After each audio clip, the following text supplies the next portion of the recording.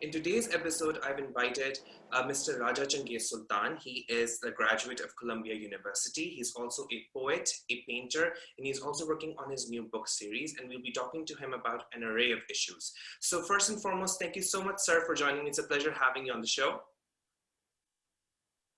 Well, it's a pleasure being here. Great, great. Sir, first and foremost, please give our viewers your background.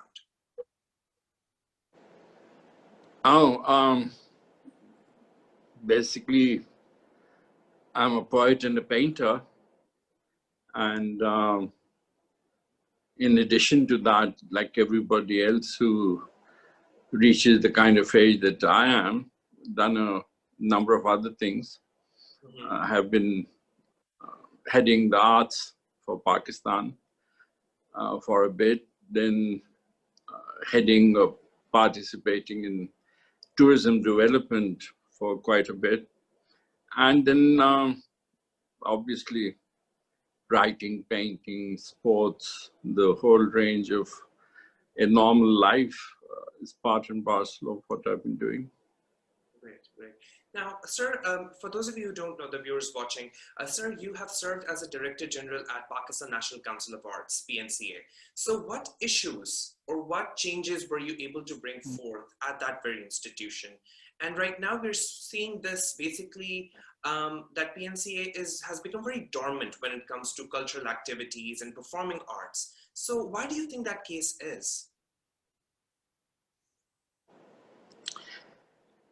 I wouldn't really know. I've left the organization a fairly long time back, and I wouldn't like to say it's dormant or anything like that, because every director general or every management that comes has their own issues to resolve, and they try to do their best to be relevant to the arts. The issues change from time to time. Sometimes it's a religious issue that you can't do certain things or certain kinds of work in a country like this if you're an artist or if you're an arts organization. For instance, in Balochistan and the frontier, there was a time when sculpture or painting or performing arts of a certain kind weren't allowed to be promoted or projected as effectively as they could have been. Correct. Then there are other issues that keep coming up from time to time. Sometimes it's the kind of funding that this organization or these organizations or organizations like the PNCA have had, and these are common problems which plague almost every organization in Pakistan.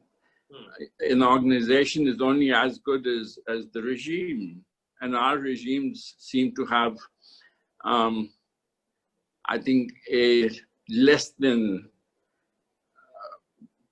the best kind of attitude towards the arts and the culture. We are a kind of people who believe or have been martial much more of our lives than we've been wise. And wherever wisdom and power come in conflict, wisdom loses out. And the powerful expect everybody to be subservient to them. And it produces a totally different culture, especially one that does not allow that much respect to come into the equation. A president or a prime minister keen on promoting the arts hasn't really appeared on the scene as yet.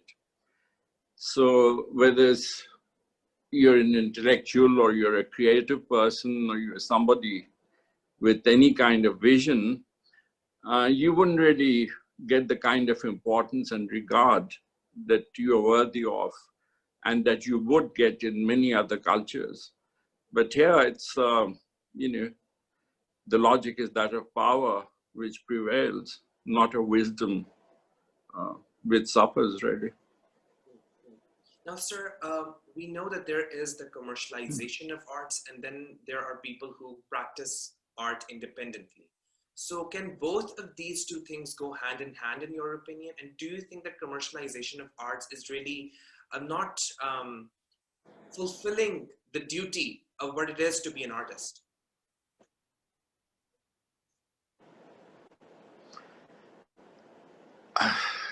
You know, artists don't become artists because they want to be commercial. To be an artist is to be a bit of a visionary of thoughts, or have a vision which you then bring into being, whether it's stringing a few words together to make a poem, or if it's handling paints to finish a painting, or any other kind of creation involved in. To create is one thing. What happens to it thereafter could be commercialization, could be somebody who doesn't want to get into it. It really, these two things are not actually related. They hate each other. There are aspects to it, but I think if you keep the concept of creativity as something that people indulge in because they have a vision, or they have the energy to be doing something which is different, which is novel, which improves the aesthetic that's around you.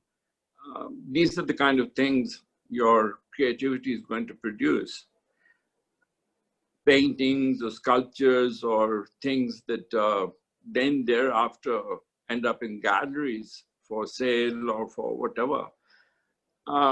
In most developed cultures, these are separate activities. The paint and the painter is one lot, and what happens to the painting from there onwards is mostly what the agent does, or what the art gallery does, or what somebody else does to complement the whole cycle of production and then its dissemination in one form or another. So if you have that understanding, then you can keep the artist quite separate from commercialization. But I think I understand your point, because in a country like Pakistan, you don't have art agents in a proper way. You don't have a whole category of people, whether the people who put exhibitions together as curators, or people who are writing on this kind of subject. There isn't enough support infrastructure around an artist. So 9 out of 10 times the artist thinks that he's the person who's got to not only create, but also do something in order to keep, keep life going, and then to, sell it, and then somebody has a wife who's supporting the venture, and somebody has an assistant who's supporting it, and somebody's just doing it himself or herself. So it becomes a bit sad, because a person who should be doing just one aspect of the whole equation is caught up in doing the entire spectrum, and things don't work out that well when the infrastructure supporting that activity isn't that well developed. That's the problem. Yeah. Now, sir, tell me a bit about the role of independent thinking in arts. Now, as a painter, how important do you think is it to have an independent mindset instead of just going with the flow as everyone else is? Well, it's a hard one. Not everybody involved in the arts should be expected to have independent thinking. You got a craftsman who's given an assignment, okay, here's a table, beautify it, or do this, or do that, or do me a certain type of certain thing. That's also part and parcel of creativity. And creativity isn't something that you just pinpoint as the most individualistic approach to creation. It could be that when you're really very, very, very good and at a point in life when instead of learning, you're possibly at a point where people look at you as some kind of a teacher or a visionary or carving out a new path.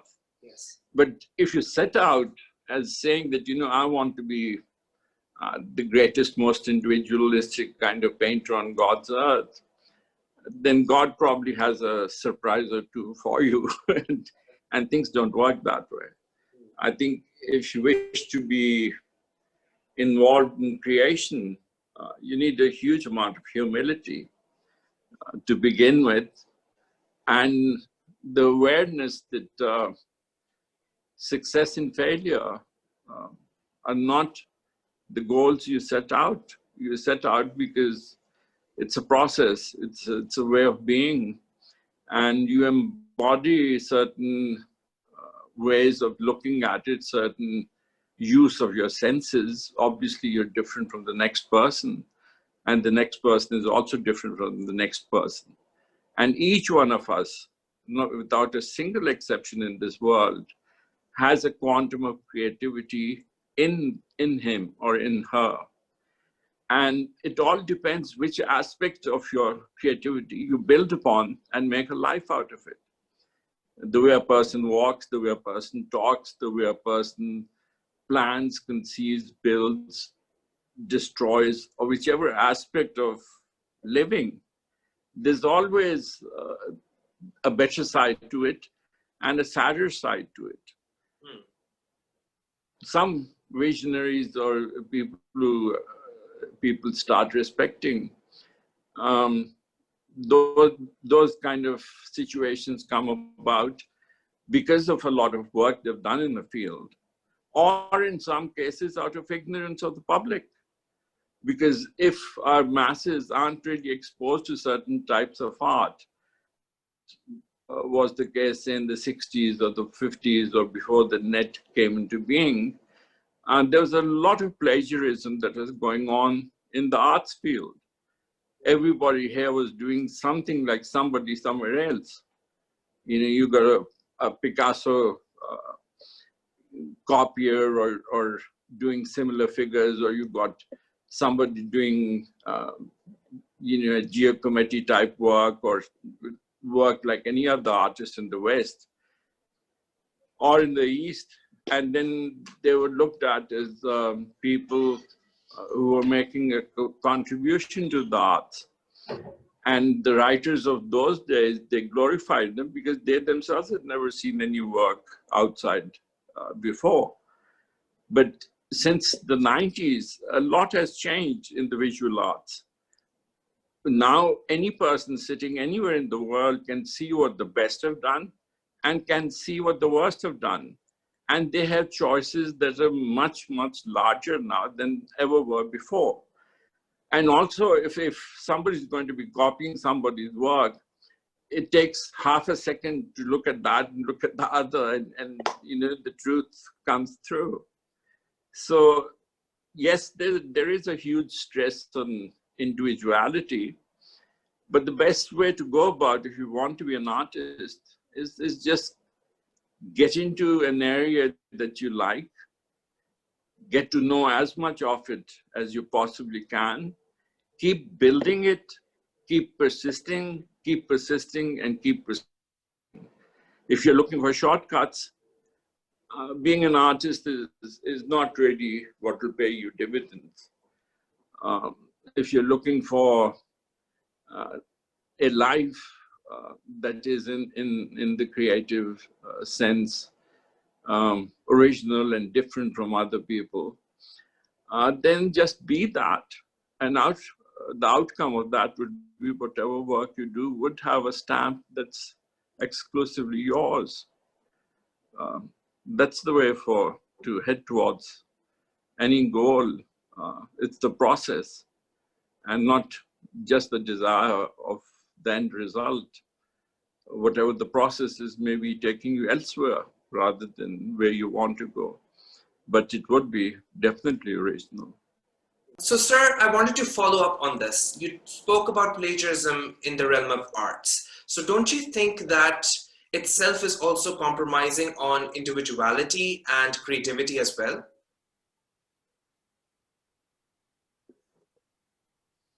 Yeah, most definitely, because plagiarism really amounts to stealing.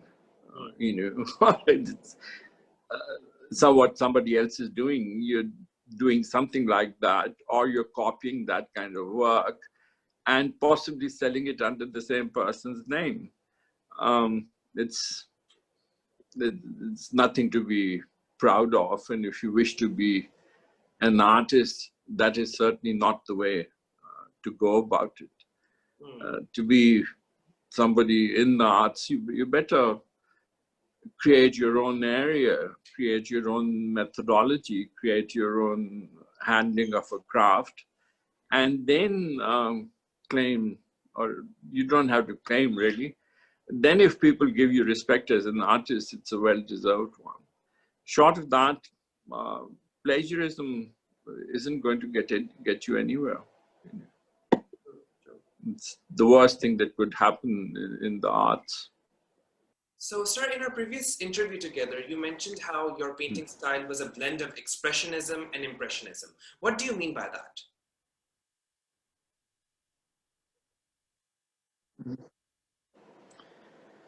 Uh, I really don't have a good answer for you there.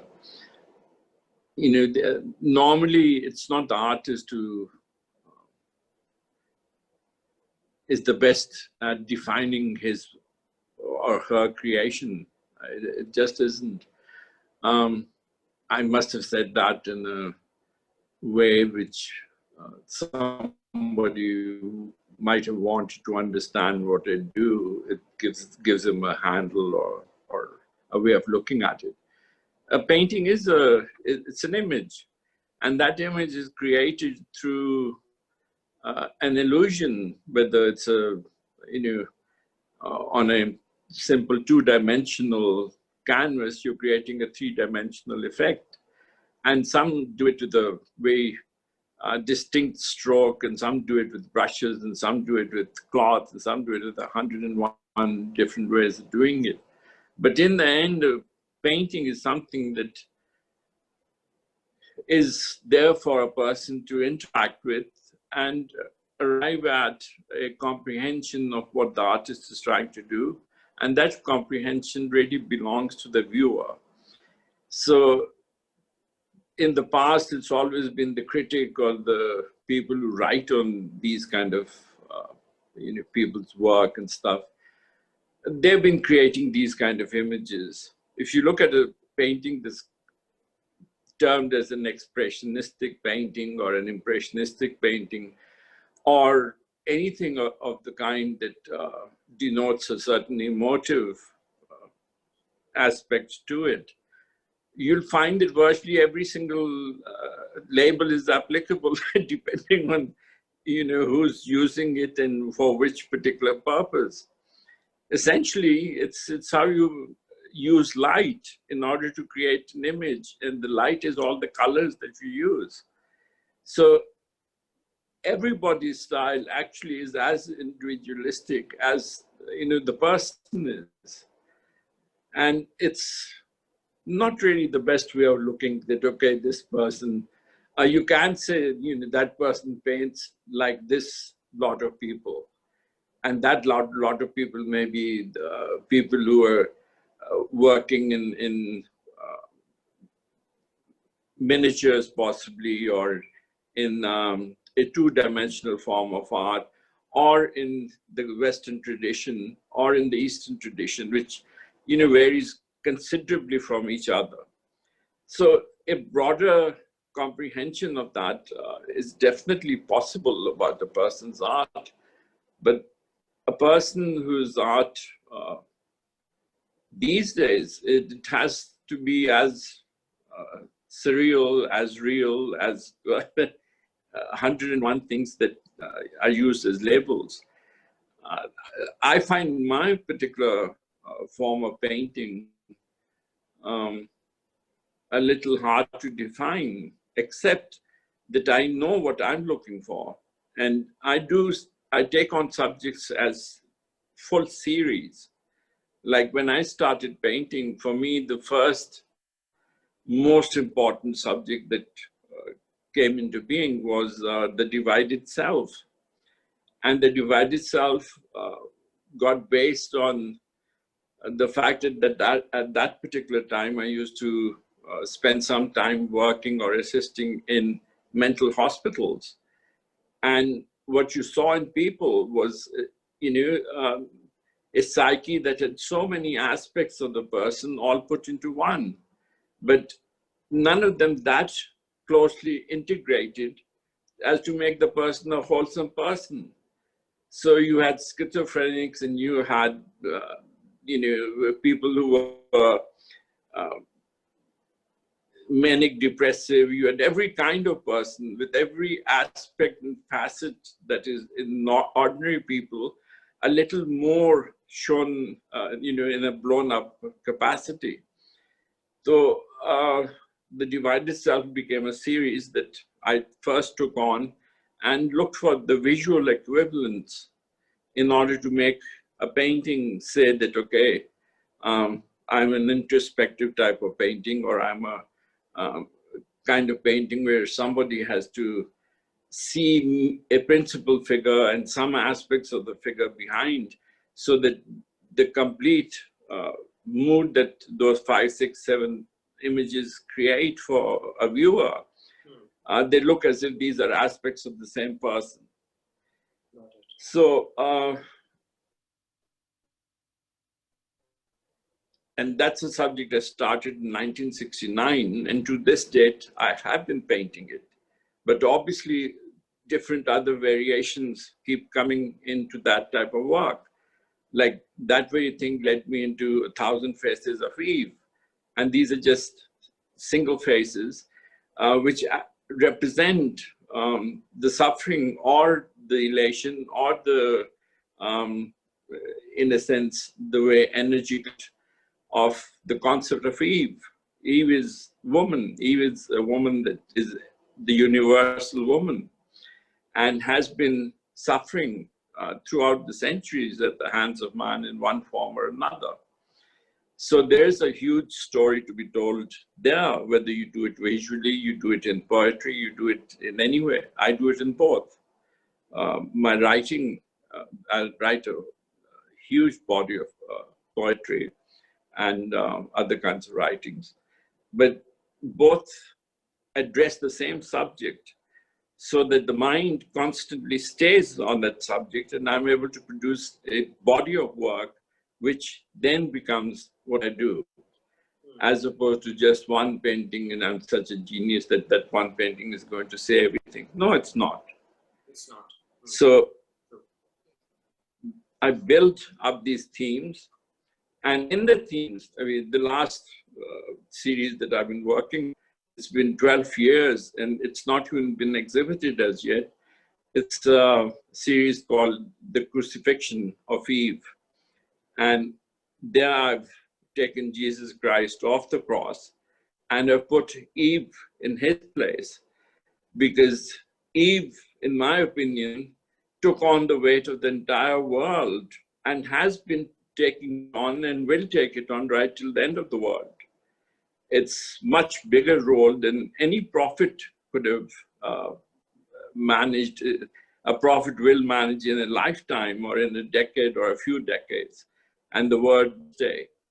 But the suffering that the concept of Eve has been,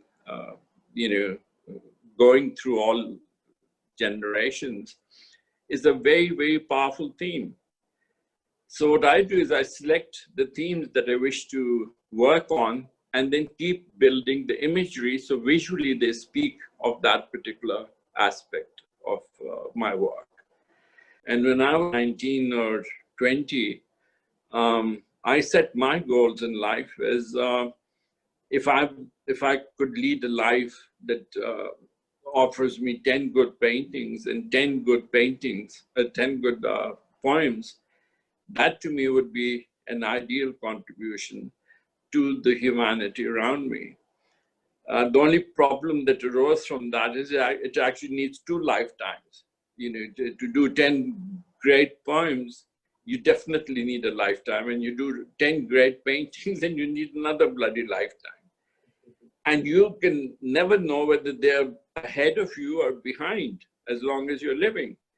So once you get into this track, there's just no way out. You just have to complete a life and keep thinking that the one that you do next is going to be the best. And so you keep striving and striving and striving. And there are no shorts. It's life, and it's whatever creativity you choose.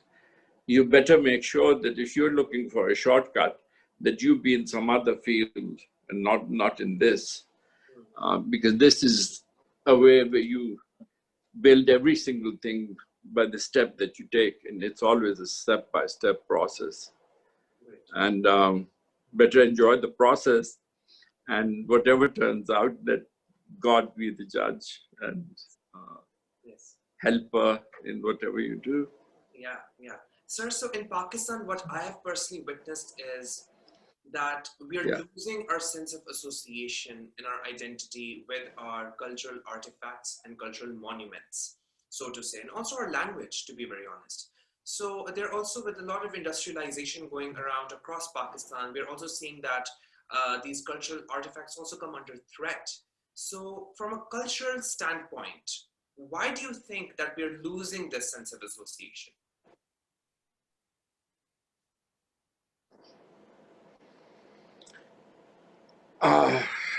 It's not difficult to understand that, really, because if you look at projections that people make, another 100 years, and the only language that will survive is English. Already, I think 7/10 of the world is relating to each other in this language. The requirements that the time you find yourself in, it places different requirements on you. In a day when I can be calling the North Pole or the South Pole or the farthest point east or the farthest point west. These are all different phases of a person's of human development, and I would never knock the value of that, because you knock it and you'll be nowhere. To have respect, to have cognizance of your past, to appreciate it, to love it, adore it, and to cherish it, and to look after it. There's nothing on earth that's better than that. But to be drowned by it and to live only in that is like saying that I'm not looking into the future. The future is a step just beyond the edge that you're standing on. And you will be ill-equipped if you're going to say, I'm going to just stand on the heritage that I have. Because the heritage that you have, 2/3 of it is already stolen. If the British haven't stolen it, the French have. If the French haven't stolen it, the Germans have. If you look at all the museums and all the so-called treasure houses of the world, you find that the best artifacts of any particular country are in the developed countries, who are the biggest bloody thieves during their day. And whether it was the colonial age or some other age, whoever was able to play the bigger robber stole from other cultures and domain. So I've always been a person who's proposed that world heritage has a place in the world, but not as belonging to one particular culture that has stolen it from other places. You create a series of world museums, you have the kind of entry fees and whatever is needed, and let all that money accumulated from that go towards a collective cultural heritage. And in a real sense, the culture of the world, with all its diversity, can be looked upon as the collective wealth of the people of Earth. But given due respect to wherever it originated from, and to make those people be the beneficiaries of whatever, accrues from it as part and parcel of a world body. So it's a very touchy issue when we give more importance to an indigenous movement or indigenous culture, when every single thing from every culture has been in one form or another stolen by those with power. The biggest enemy of cultural heritage has been the power broker in our midst, whether that power rests today with America or rested yesterday with Britain or rested day before with the Mughals or leadership in the area. Whoever had the power amassed whatever wealth there was in terms of culture and in terms of a heritage that people collectively owned and belonged to them. So it's a long story. Yeah, give a lot of importance to every tradition that has brought you into being. Have a mind that still says, okay, these are the arms and armaments that I carry with me, but the future also holds this, and that. And I'm not going to close my eyes towards it. You close your eyes and you'll be lagging way behind other people. And then what's the point of any particular thing? There is also a lot of controversy that artists attract with their work. So do you ever fear that you might also be attracting controversy because of the themes that you touch upon or write about? I've never had that problem really, because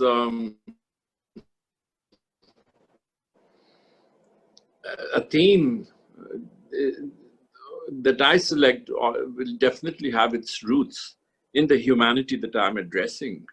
I don't see controversy neither in my poetry nor in my painting, because if I'm being as close to the truth as I see it, there's an honesty of purpose and there's a humility of endeavor.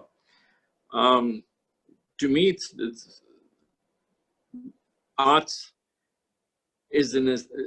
could be an aesthetic, could be a vision, could be an involvement that redefines the way we see our world.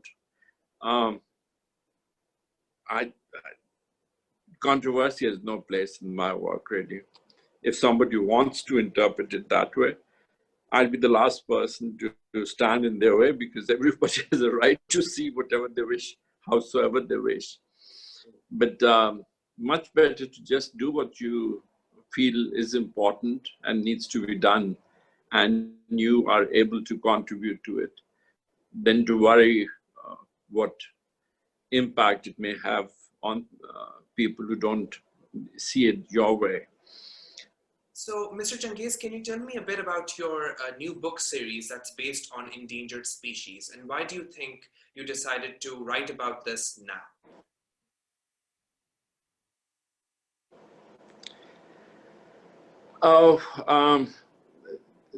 This is a book called Animal Verse, and it started really by my son, who is also a poet and probably as good, if not better than me, really. We were just sitting and discussing different things, and the plight of animals seemed to be a subject that interested my wife, my daughter, my son, and me. I guess animal lovers in a certain way. And we were discussing that, we write poetry, and the world is full of all kinds of literature. But there isn't all that much written on the animal kingdom in terms of poetry. And poetry is one of the, I guess, most refined ways of teaching. You wish to be teaching students, somebody will say, okay, Shakespeare's done a wonderful job in literature. So everything revolves around the human equation. But where it comes to the animal world, we abuse it, we misuse it, we make species vanish overnight, and we are not very considerate as people who share a planet with many, many, many other forms of life. And this book originated from that perspective.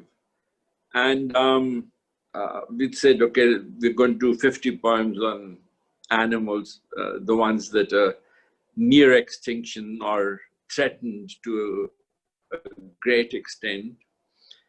And the exercise began from that. And then after 50 were done, maybe there's another 50 in the offering. And it's been 12 years, and we haven't been able to stop, frankly. And we have, I think that there's a collection of almost 600 poems on all animals, be they creatures of the sea, birds in the air, or, lords of the land, like all the major animals, or even mythical ones we've included in this, whether they're reptiles or insects or anything. So this whole huge book, and it's in 5 different parts, but it just deals with all life that we share our planet with and are not very respectful of at the moment. And I'm hoping someday somebody will walk in and say, okay, let's publish this book. Because when it comes to doing things like that, I'm not the best person really, because if I have time, I paint more and write more. And if I still have more time, I still write and paint more, because that's who I am. So there's just 3 million tons of material that I've finished, and it's in as good a form as anybody can put it. And someday it'll see the light of day. But for the time being, I obviously share it with anybody who's interested. The problem with our world is that they really, it's not like the West. In that way, the West is much better. Whoever is doing something creative, there are people who can represent that person's work and fit it into a certain cycle that, here's the work and here's the publisher and here's so and so, and links are found and things get somewhere. Here, you can be doing what you're doing and nobody on earth would know. And if you tell a curator, okay, curate me an exhibition of maybe 30, 40, 50 artists in this field, he may know of 5 of them, but he'll claim to know of 105. And the end result is that any book of art that you pick up is not really a comprehensive book of the artists of this land or the artists of any one particular place. It's because we sell our ignorance much more than we sell our wisdom. So our humility in not having enough done in any one particular area. If you hadn't heard of me or by word of mouth or courtesy of brother, we wouldn't be talking either, on this kind of subject. And this is a shortcoming in our part of the world. Okay, sir, very lastly, could you please read an excerpt of your poem to our viewers, listening and watching? I'll read your poem, which is one of the formative poems that I wrote many, many, many years ago, probably around 1969 or 70. And it gave a certain direction to my life. And the poem is called Books Shall Teach Us. Books shall teach us nothing new, nothing that is still undiscovered. A poet's prongs are his senses, to see, to hear, to feel. Such implements Adam knew and no other. Flowers, trees, and all forms were sensations drawn for the first time direct. Reason is a progression. It knows no return. Only the prongs remain permanent links between the first and the last man.